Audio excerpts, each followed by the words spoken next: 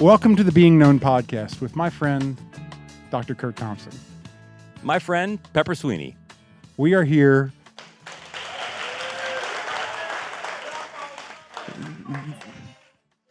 The most beautiful man in the world. Thank you very much. We are here to discover and explore what it means to be truly known.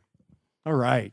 We're so excited that you guys are here. I can't tell you, it's just, normally it's me in a tiny little room in my basement and Curt in his office and Amy in her apartment. And for us to be together is in the same room, in the room where it happens is, I said to these guys today, this weekend or these couple days here really feel like a holy time for me. And to be in the room where it happens with my good friends, and then for you guys to be here is just off the charts. So thank you so much for being here with us tonight. Thank you. Yeah. So we are in episode 7 of season 8 of the Being Known podcast, and we have been talking about putting ourselves in the path of oncoming beauty and how that affects our lives, affects our friendships, affects our careers, affects our inner life, and all the things. And today we are going to be talking about what is the beautiful story that you are telling. Right. So many of you who follow the podcast will recognize that we tend to use this framework of these 9 domains of integration, and we use that for a lot of our seasons, and it provides just a helpful model for us to think about all the different dimensions of whatever the particular season is about, and this season is no different. And this particular episode, we're focusing on this notion of who we are as storytellers, hence this question of what is the beautiful story that you're telling. And this gets to the heart of this notion of what we call the narrative domain of integration, that we are, as human creatures, we're storytellers like no other animal is. And we know this intuitively. We, on occasion, we will wake up and pay attention to this, but we're not always necessarily paying attention to it in ways in which we would imagine that the story that we're telling is one of great beauty. But in this episode, we really want to highlight and invite us to pay attention to the fact that we are not only created to tell stories in beautiful ways, but that our life itself is intended to become one as we move forward. And, the narrative domain, when we talk about this notion of attachment, the narrative domain is important when it comes to the development of secure attachment, because one of the ways that we think about attachment and how attachment works has to do with the nature of not only what is the story that I tell, but how I tell it. We can give lots of renditions of the facts and figures of our lives, but the way that we tell our stories to other people who ask us these questions reveals a great deal about what our relational experiences have been like when we're younger. And for many of us, if someone were to say, well, tell me your story, most of us wouldn't necessarily automatically assume that, oh my gosh, that's something that I want to imagine as something that's a beautiful artifact, that my story is emerging as something that is of great beauty, even in the face of the things that we bring even here into this room tonight that might feel anything but beautiful. And so that's why we really want to pay attention to this tonight.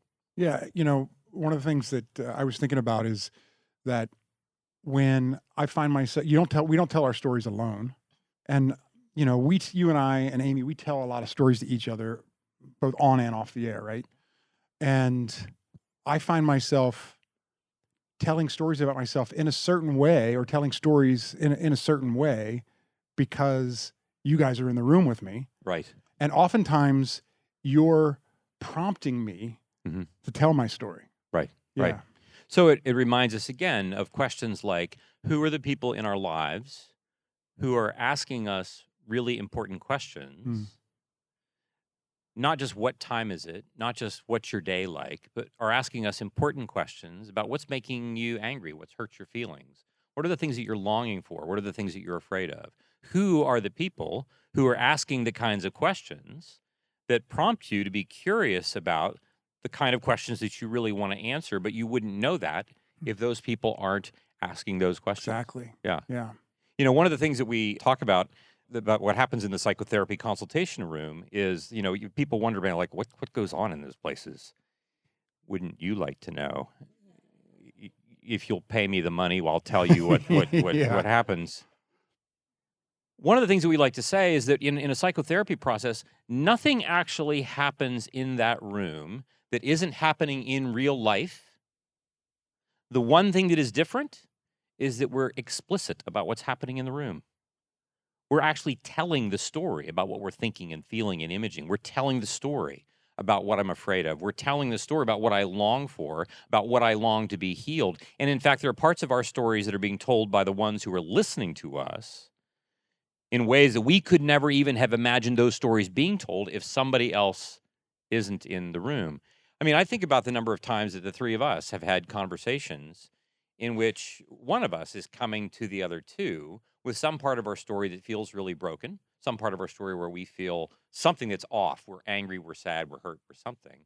And the whole notion of imagining that we can move on from or get out of that space is really difficult until we've had our 10 minutes of whatever it is that we're going to unload on the other two that enables me to now imagine my day being very different because the two of you are in the middle of that story that literally 10 minutes ago I was only by myself in. And I got to say, it's not even, you don't even have to really go too far to imagine it because, I know when this has happened for me, when I've come to you guys and we've had these conversations, I feel it. I feel so different after those conversations. I feel lighter. I feel braver. I feel, all the things that I'm not telling myself the story that I'm telling myself, and partly because also you guys know that about me, and so you're saying, wait a minute, right. And you're helping me tell a different story about myself in those moments. Right. So in terms of interpersonal neurobiology and some other areas of neuroscience, we like to talk about this thing called co-regulation. This notion that we become securely attached beings. Not because I am able to double down all by myself and control the emotional states of my mind that are really difficult, but because I have the experience of co-regulation that takes place between me and someone else. This starts at birth, and it takes place throughout the rest of our lives. That we are far more effective at regulating our affect, and therefore widening, we like to say we widen the window of tolerance, our capacity to tolerate emotional distress. I'm able to do that more effectively because somebody else is in the room helping me to do that. And even then, if I have enough practice doing that, at some point, that person doesn't have to be in the room for me to be able to regulate my affect, but not because I'm by myself, but because Pepper and Amy are actually still in the room even after we're off the recording air together. This was revolutionary to me, this idea of me being able to go into other rooms that maybe I have some anxiety about or some nervousness about or some trepidation about. And I can imagine that my people, like Curt and Amy and others, are with me, going with me in the room. They're for me. My people that are for me are with me, giving me more confidence and calmness as I walk into those kind of rooms. Right. And many of us we're hearing us talk about this, and many of you know what this experience is like in your own life. And we think, what we're doing is we are really just living our lives. We're kind of moving through our life. And yet what I want to highlight for us is that what we are doing, what you're doing in those moments is that you're actually creating something. From the time babies are born, they are making things in their mind, literally neurally, with all those neural networks that are having to fire and figure out what they're going to become as that infant learns that this is her hand. She has to learn that she doesn't know that this is her hand. She has to figure this out. And at some point, then she learns that she likes the boy across the room in English class. And then she learns that she wants to go to Virginia Tech. And then all the things but all of this, he learns that he, thinks that his parents are completely unfair, and they become more fair the older that he gets. All the things that are all part of storytelling, which are actually first and foremost all part of artistry, because this all goes back to the very first page of the Bible. Many of us who've come here, I know that there are people who here is from Virginia. Okay. Is there anybody here who flew here to get here? Oh, so we have a number of people who you've come from a long way away to get here. So you've had to burn energy to do this, and you come with all kinds of different stories. We come tonight, some of us are coming with all kinds of joy and encouragement and enthusiasm. Some of us are coming and anybody here tired? Right, we're tired. Like, you're right, who's the more likely to be tired? Okay. And this dude does Orange Theory. Like 8 days a week, right? Like, yeah. Stand up and show them. Come on. Okay. All right. You're out of here. Yeah. Okay. So the thing is that we come with parts of our stories that feel chaotic. Parts of our stories that feel like they're not very well tamed. And here's the thing. This is exactly what God is good at. He's good at hovering over chaotic things and bringing order and purpose because he's been doing it from the very first page of the Bible. This is what he does. He does not come to our chaos, just like he did not come to the chaos of the creation. He does not come to chaos and go to war with it, like the ancient stories of the Egyptians or the Sumerians or the Babylonians. The Hebrew God comes and hovers, and then he starts to make stuff. He's creating things. And that process of looking for chaos and then separating and giving order and purpose is what he's been doing from the beginning. And he didn't just do it on the first page of the Bible. The first page of the Bible sets the tone for what he's doing all the time. The challenge for us is that when you get to the third page of the Bible, when the world has begun to go to hell in a handbasket, one of the first things that happens is that people discover that I have to tell my story of trauma by myself. The wife and the husband are separate. They're separate from each other. They're separate from God. By the time you get to the fourth page of the Bible, you've got two sons, one who's going to murder the other. By the time you get to the sixth page of the Bible, you've got entire civilizations that are moving to kill other civilizations. This is who we are. We are chaotic waters, and God's coming to hover and to tell a very different story. But he can do this because he himself is not doing this alone. Let us make mankind in our image. Let us do this together. And then if we're made in God's image, we are actually called to tell our stories no matter how chaotic, no matter how traumatized they are.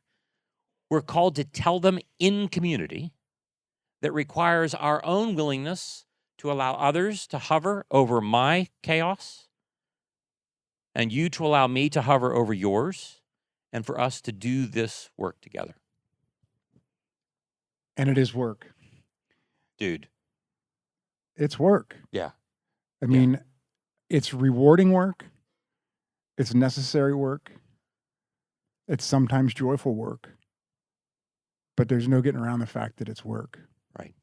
I mean, and this I think, we've got these 4 words. And in the book, The Soul of Desire, I write about that beauty has 3 attributes that we can easily identify, that it leads us to wonder, it leads us to welcome, and it leads us to worship. That a wonder just captures our imagination, right? That it is welcome. It doesn't just hold itself off. It invites you to be present to it. And eventually it asks us to look through it to that which we would ultimately worship. But in the course of our conversation, you were the one that's I think there's a 4th W involved. And it's so true. And the W is? Work. Right. Yeah. That, you can be with beauty, but then you've got to go do the laundry. And then you've got to go do this, and then you've got to do that. And the thing is that finding beauty in many, many things takes a great deal of effort. And not only that, all the things that you have to do would make it very difficult for you to actually place yourself in the path of oncoming beauty on a regularly cadenced basis.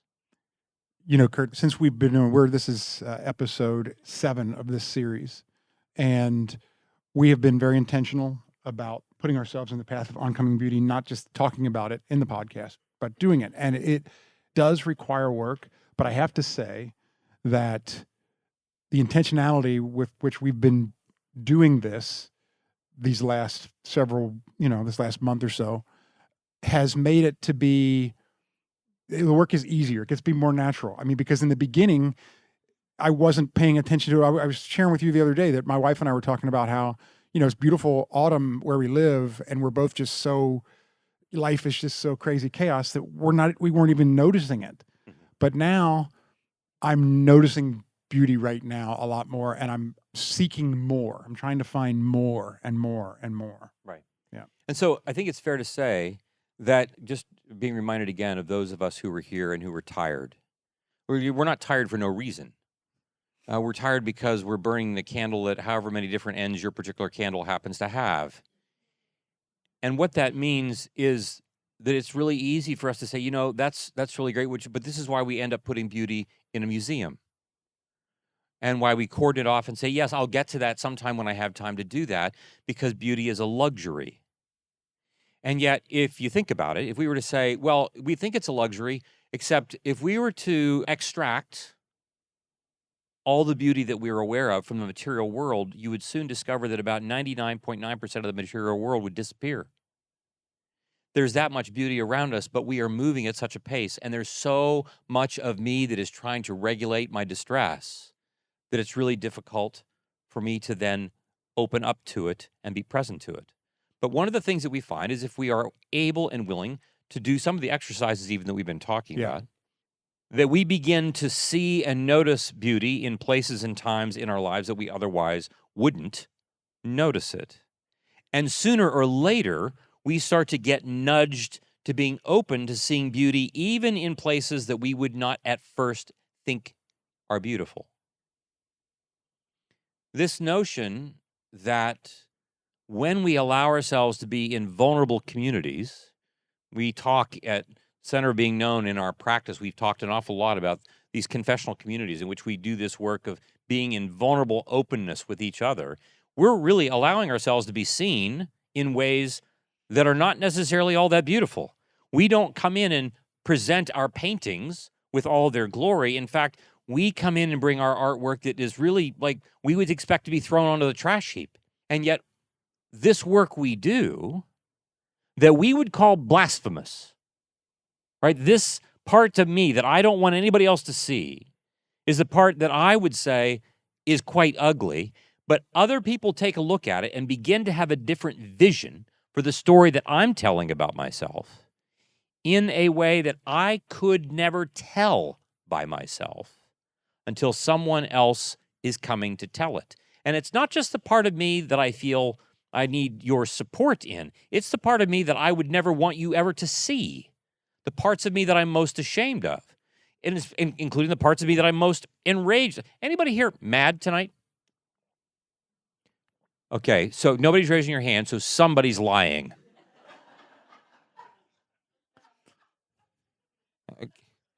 Okay, and with the amount of laughter, I'm guessing maybe we're all lying, right? Because who in this room isn't angry about something? But of course, I ask the question, who's angry? We don't raise our hands because we're not paying attention to it. And imagine how much energy you're burning to contain all the blasphemy, that if you're in a space in which you're willing to be seen, soothed, safe, secure, someone else can see this as beauty that is waiting to emerge. Sometimes those are the most beautiful parts. Right. Sometimes. Right. Yeah. Right. So there are some ways that we like to think in particular about, and we've given some examples already of what it means for just some tactical things to do. I have a friend, Andy Crouch, who likes to begin his day, and he does not open up any device until he has stepped outside of his house and had some kind of an encounter with nature. And the encounter can be as simple as, if it's in the summertime, simple as walking in his yard in his bare feet. The encounter can be as simple as walking down the sidewalk and standing next to a tree, putting your hand on a tree. Now, granted, some of you have heard me encourage this exercise before, and like before you start wandering into your neighbor's yard In your bathrobe. you don't have to do that. But I'm saying that there are things that we can do that are simple and straightforward, in which we begin to allow ourselves to encounter nature in ways that will begin to change us, in ways that will actually begin to ground us, connect us even in our physicality to the material world. One of the things that we notice, this is for a different conversation, a different episode, a different series perhaps. One of the reasons why we have such a difficult time encountering the God of the Bible has to do with our disconnection from the material world. We are disconnected from the material world in terms of how we operate. We are driving our cars, we're operating our computers, and all the while, most of our psychic energy is spent living in a conscious awareness that is disconnected from what we're actually doing with our physical bodies. Even when we talk about theology, most of how we talk about and think about God, like we don't think about spiritual formation as having much to do with the tone of my voice. We don't think it has much to do with my body posture. We don't think it has. So there is this thing called love, joy, peace, patience, kindness, goodness, but all those things are abstract because I'm not actually connecting them to the material world, which is the only place, by the way, they ever actually exist. But as long as they are only figments of my imagination, I'm not really going to be transformed because, as we say, until I sense something in my chest, I don't yet know that it's fully real. And beauty, for me to know that it's real, can't just be a thing I talk about. It must be a thing that I encounter in the material world. One way to do that is what we do with our encounter with nature. Another way that we can do that has to do with how we encounter that in the artistic expression of all kinds of different things, of which we've been trying to list a number of things over the course of this season. We have. Yeah. And that's been a really fun thing. We've been talking about different art forms, specific things, and we were telling you a week in advance so that you know what it is, and then next week, that following week, you can spend time looking at that or experiencing that in whatever ways, and then we talk about it the following week to bring it home. It's been great.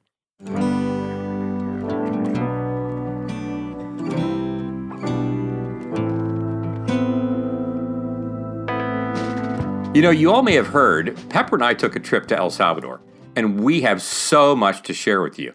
In fact, in a future episode this season, Amy will interview Pepper and me about our trip.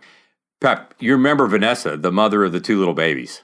Oh my gosh, yes. Yes, we went to her house. Vanessa is a mother of 4, 2 of which are twin babies. You know, we witnessed Vanessa and her husband going to great, and I mean great lengths to provide for their family. And the thing that I realized, in the moment is they have the very same dreams and hopes for their kids as we have for ours. And what we discovered was that with the support of a compassion sponsorship, it's possible for those dreams to be realized. You know, Phyllis and I have supported Compassion International for years, and we're so aware of the amazing work that they do. And one of the unique features about Compassion is that they work with the local church. And what I love about this is that when help arrives, it arrives with a familiar face. We witnessed this impact firsthand in the way families experienced feeling seen, soothed, safe, and secure. You know, we saw the need firsthand in El Salvador. Consequently, we are centering our efforts there. However, should you feel a call to sponsor a child in another part of the world, you'll have that option as well. We as a community get to be part of this mission. We invite you to join us by sponsoring a child. $43 a month provides a child with all their basic needs and hope for a brighter future. Go to compassion.com/known. That's compassion.com/KNOWN. And remember, $43 a month will literally change a child's life. Join us. One of the things that we then discover is that when we are allowing ourselves to have these encounters with artwork, we discover that the line between our spiritual life and our lived experience begins to become more blurry. We recognize that our spiritual life is a thing that we're actually doing with our bodies. Yeah. We do it when we observe architecture. We do it when we listen to a piece of music. We become a different person, because one of the things we like to remind our patients is that Jesus is far more interested in who we are becoming than the benchmarks that we acquire. He's far more interested in who we are becoming. Am I becoming a person of greater love, joy, peace, patience, kindness, goodness? No matter how long it takes me, am I becoming living, breathing, pulsating forgiveness? Not just have I forgiven this person or forgiven that person. Am I becoming this in the world? And I become what I pay attention to. Right. And if I'm paying attention to beauty, I begin to see it in spaces and times and places that I otherwise wouldn't necessarily be able to see it. But if I'm not going to practice that, then I'm not going to see it even when it's perhaps staring me in the face, not least of which being when it stares me in the face of my enemy. Yeah.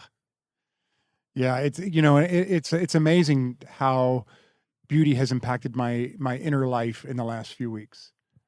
I've been spending a lot of, since doing this season, I've been spending a lot of time listening to music that I hadn't listened to before or in a long time, beautiful music.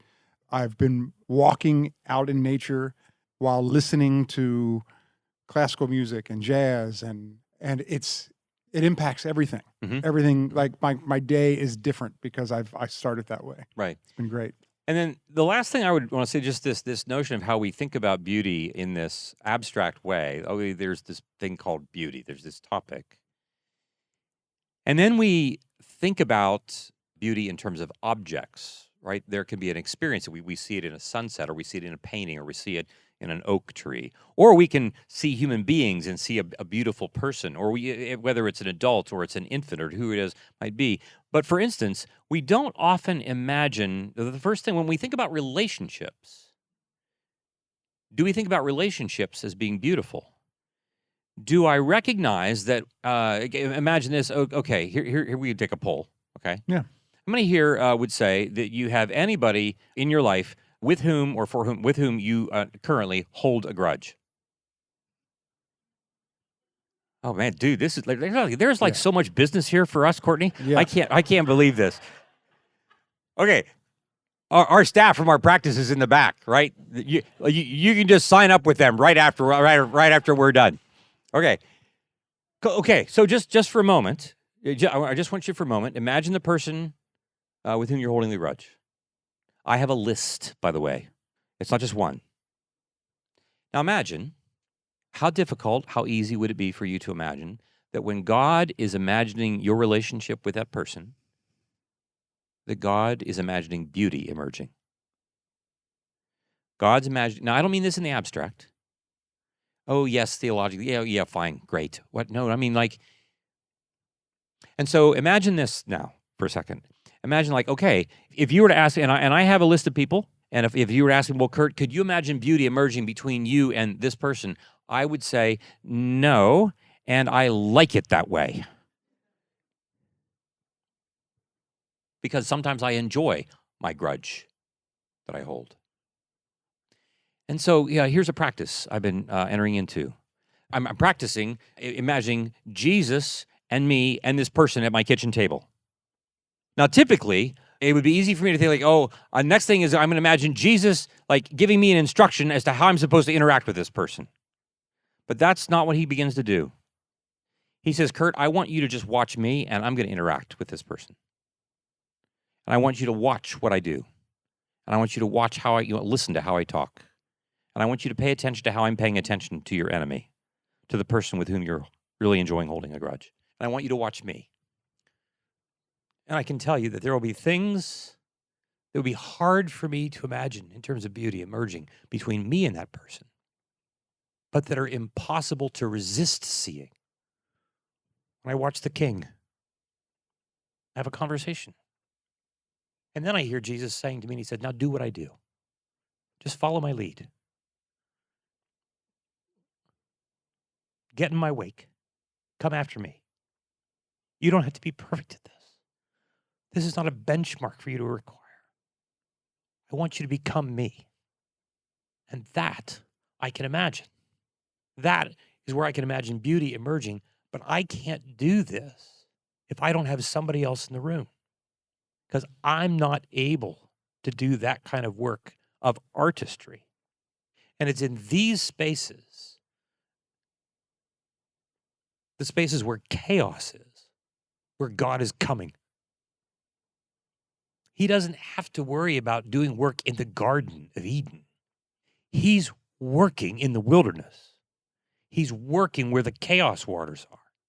It's not those who are well who need the doctor. And so this is an intention for us to let beauty not just let us have it, encounter it on its own terms, but to transform our relationships. Because the beauty that we see in the material world is just an echo of what is so much bigger and so much more real that is coming in the relational experiences that we have with each other, not least of which being those with whom we would far more hold a grudge.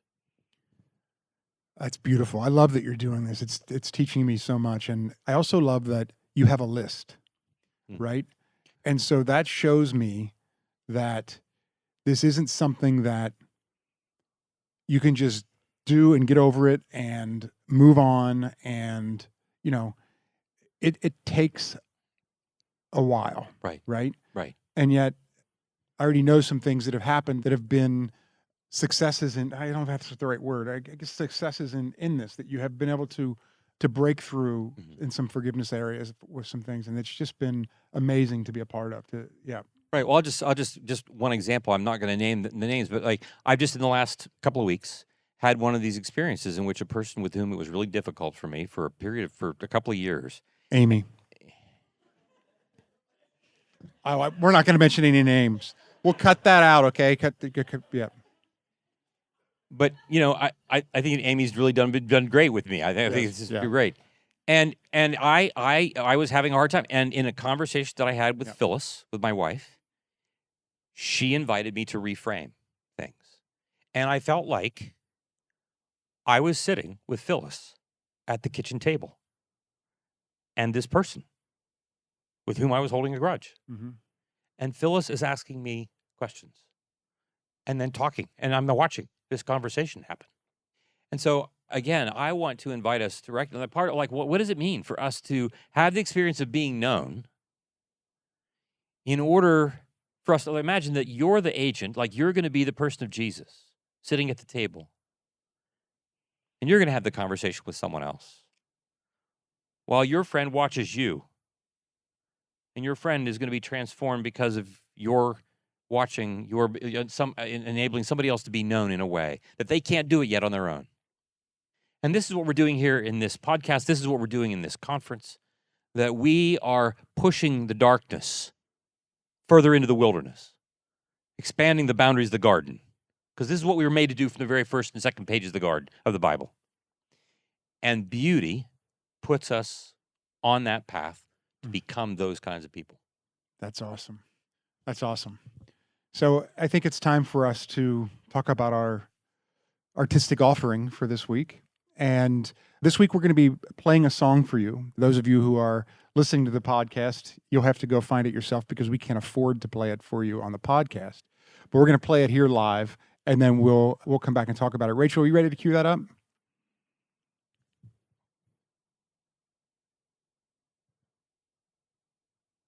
This is a song by David Wilcox, and it's called How Did I Find You Here?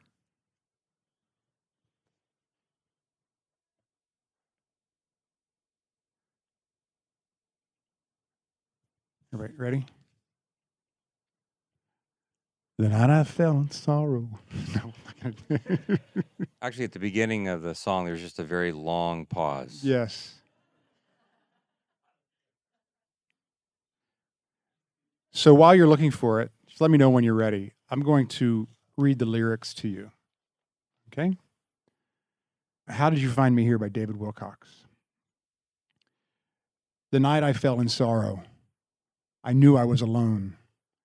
A dozen good time friendships, but my heart is still unknown. I thought I saw your footsteps in the sand along the shore, and I mumbled empty phrases that sang so well before. Now, inches from the water, about to disappear, I feel you behind me. How did you find me here?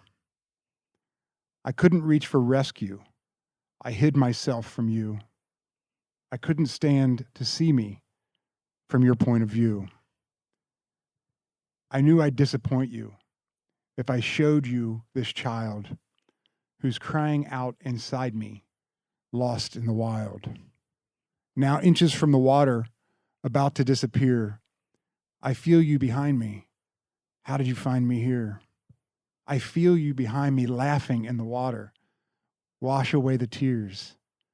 I feel you behind me. How did you find me here?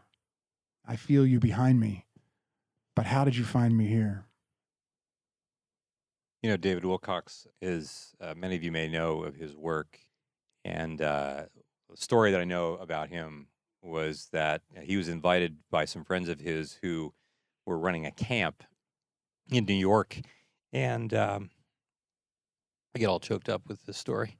Don't really, it's just my voice. And Wilcox has this really unique way of telling stories with his music, if some of you know his work. And he'd been invited to come and just do some performance work during this camp for some people who have disabilities. And he just had this idea, and he went to his friends who were working at the camp, and he said, hey, you know, we've got some extra time in the afternoons. He said, just if people would want to come and hang out for 30 minutes at a time, they could just come, and I might be able to, you know, do some work with them.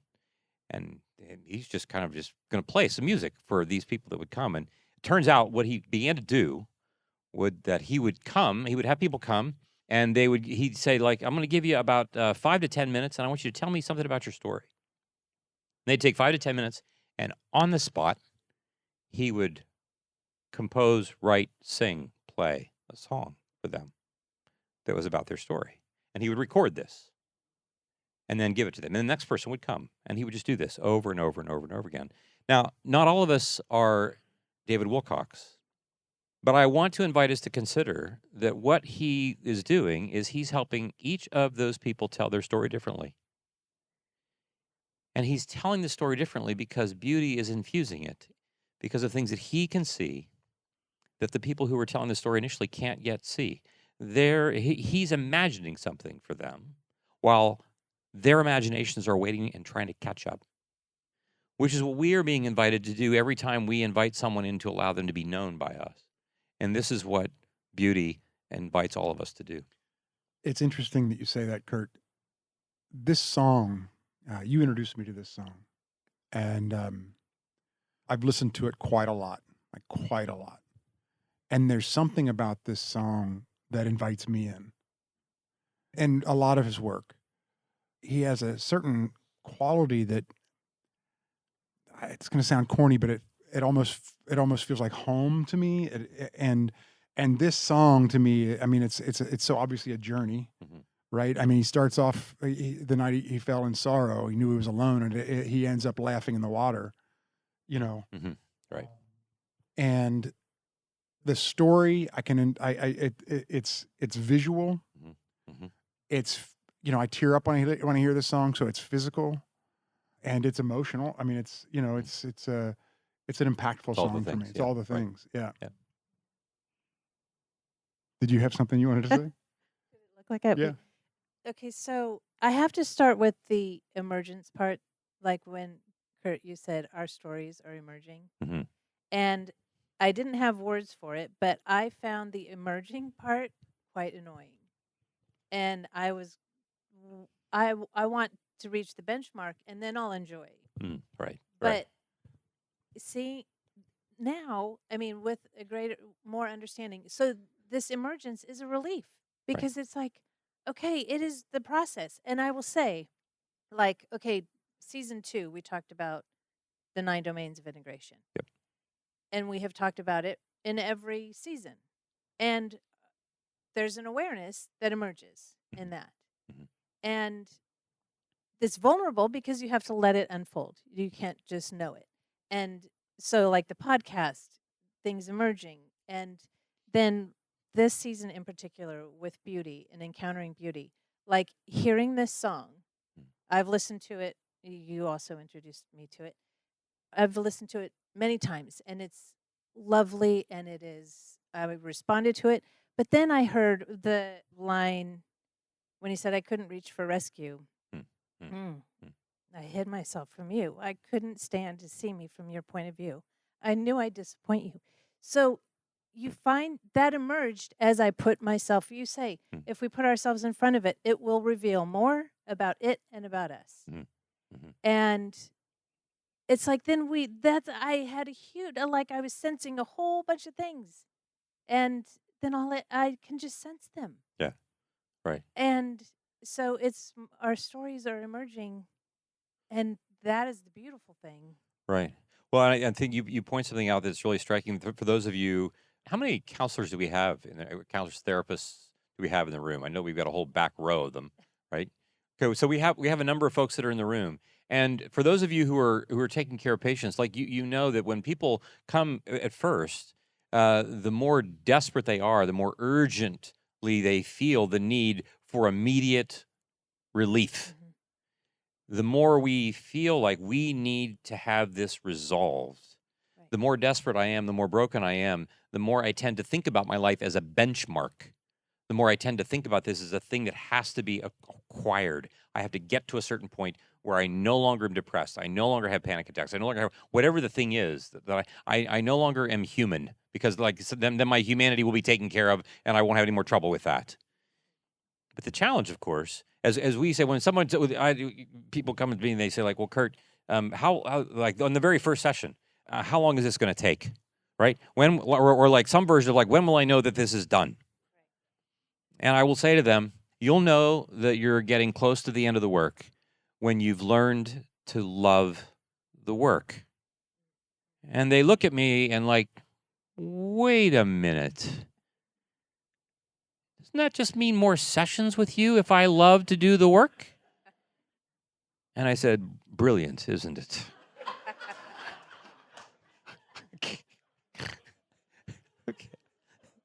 Okay. I don't say it quite like that, but but I do think it's kind of brilliant. But this is the thing, as Dallas Willard once asked by the psychology team, his wife was a psychologist, and she would bring him in to talk. For those of you who know Dallas Willard, would bring him to talk with some of these therapists about it, and they would say, well, from a philosophical perspective, like what's your take on what it is that we're doing? And he said, you're loving them. They're coming to your clinic in order for you to love them.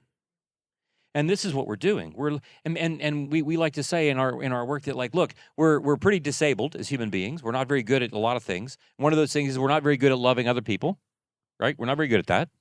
But we're even more disabled at being able to allow ourselves to be loved, as it turns out. And so I'm sitting here with symptoms, and I just want you to fix them, right? The whole notion of emergence, the whole notion of, oh, I need to get better at letting you love me, is like, it's not even on my radar that that's a possibility until there is enough of that experience in which I learn, oh my gosh, it's less about getting rid of all the symptoms and more of getting more of you into my life and me into yours. This notion of us being seen and soothed and safe and secure, being loved more and more so. Yeah. That's great. So next week, we are going to be doing an episode entitled Surprised by Beauty.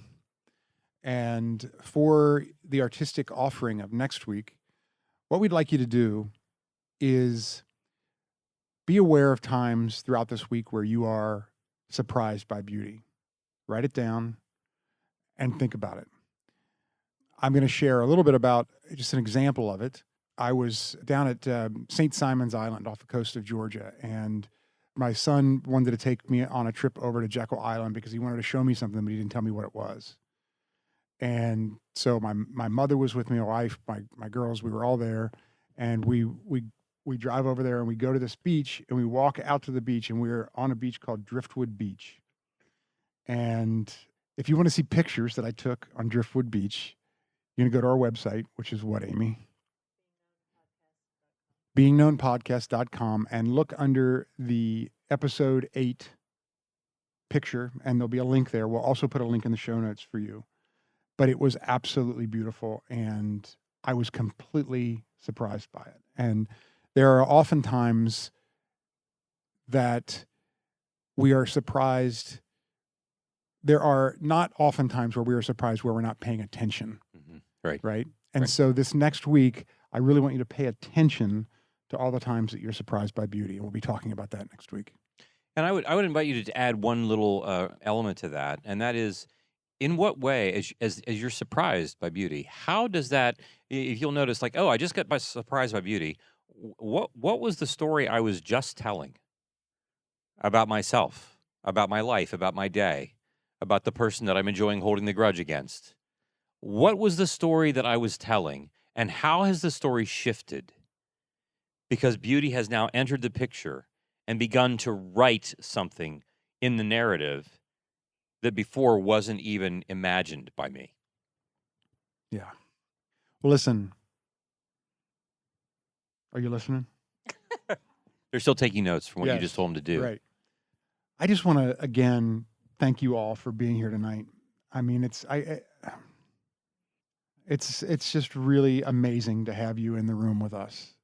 Honestly, it is amazing. Yeah. Yeah. Curt, I love you. Love you, Amy, man. I Yep. love you. Until next week. Till next week. And now, Are you excited about? Oh wait, the giveaways? Oh yes. Yes. Yes. We have to end the podcast like, what do I- first. Go and with then the we'll podcast first? We have Yeah. to- oh, it's a for those wrap, of you who are yeah. listening to the recorded podcast, like, too bad. But Because we have some You should really be fun here stuff. because we're giving away Next year. prizes. it kind of sucks to be you, because like Yes. because does. like we've got giveaway prizes for the people. We have really good we have giveaway prizes. prizes for the people Right. who actually showed up for the live Yes. podcast recording. Listen, we've got prizes. I've got 2 books are part of the prizes, and both the Best-selling authors, books by both Pepper the- Sweeney. Both the authors are in the room, and they probably sign them for you. So anyway, All right, did we close it? We usually close. Are we it. closed? still next week. Love you guys. Until next week. Love you See you guys. next Okay, week. yeah, Yeah. okay. bye. No, you don't. You say it like Okay, that. okay. Who's more likely to love the other one more than the other?